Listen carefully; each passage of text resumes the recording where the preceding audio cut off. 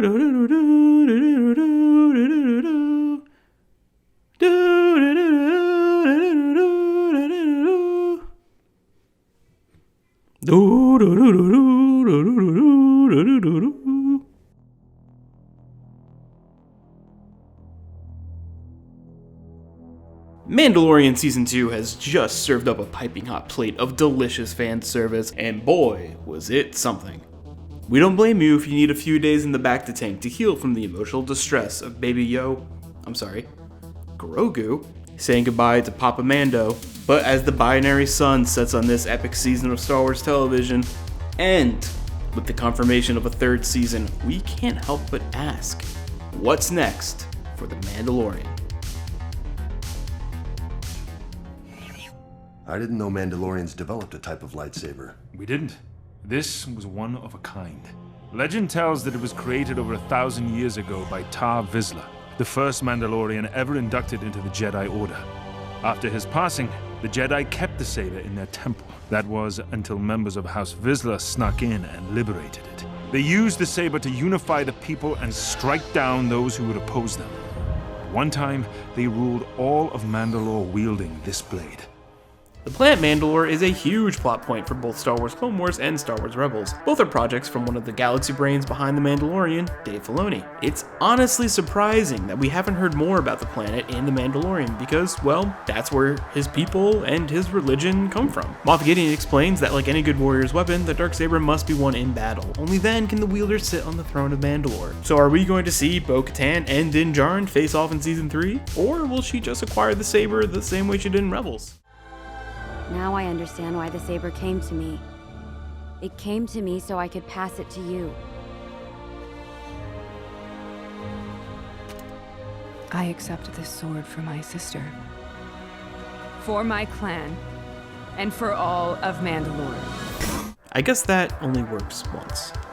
Whether it's helping reclaim Mandalore with Bo-Katan or against her, what does the future hold for the titular character? There's a million action-packed scenarios you could put the bucket-headed gunslinger into, but the thing that kept people watching from week to week was not only the mystery surrounding Grogu, but their relationship. Din was a character who guarded himself, who wore his armor not only to protect himself physically, but shield himself emotionally. He respects his religion and his creed, and at the end of Season 1, leading into Season 2, this was his way. Then he had his own foundling to raise and to help, just as he was rescued during the Clone Wars. We've seen this character grow and have newfound purpose. He not only lives by his creed, but now he lives for his family. Now that Din is an empty nester, is his purpose now fulfilled? Is this the end of his arc and ultimately positioning him as a badass cameo in every other Star Wars show and movie?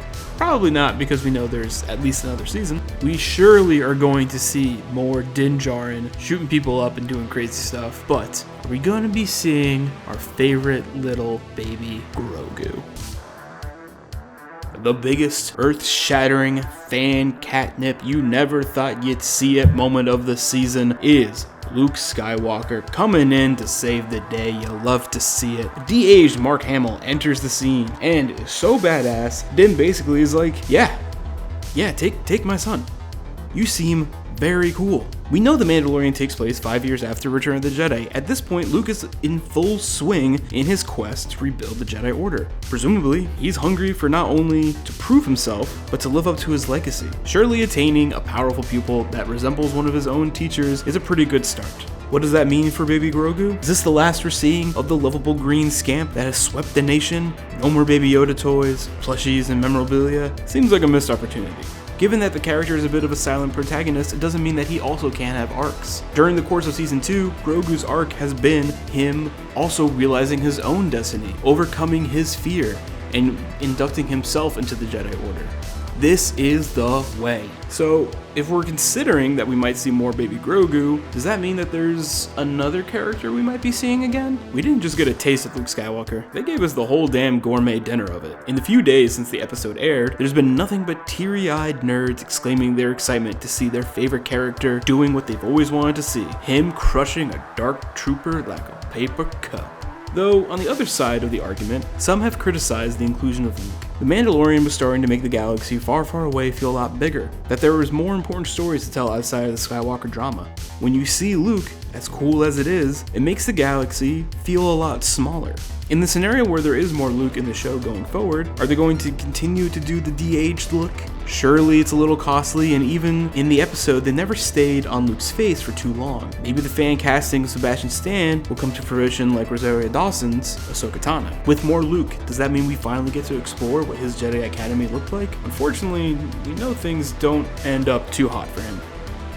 And finally, will Din and Grogu reunite? Din's promise to Grogu, as Luke took him away, was that he would see him again. It's hard to imagine a world where we don't see the dynamic duo back in cahoots. Given everything discussed in this video, a pitch I would have for Season 3 is a split narrative. Half the season dealing with Din, Mandalore, and the Darksaber, and the other half dealing with Grogu getting into hilarious antics at the new Jedi Academy. December 2021 is a long time away.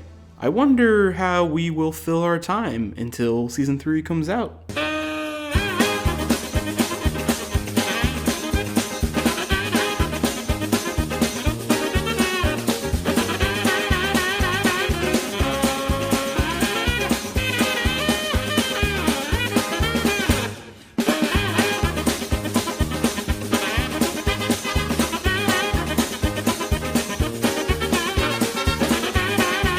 What do you guys think of the finale? And what adventures do you think we have next for The Mandalorian? Let us know in the comments. Be sure to like, share, and subscribe to this video, and visit StoriescreenBeacon.com because, as you know, this is the way.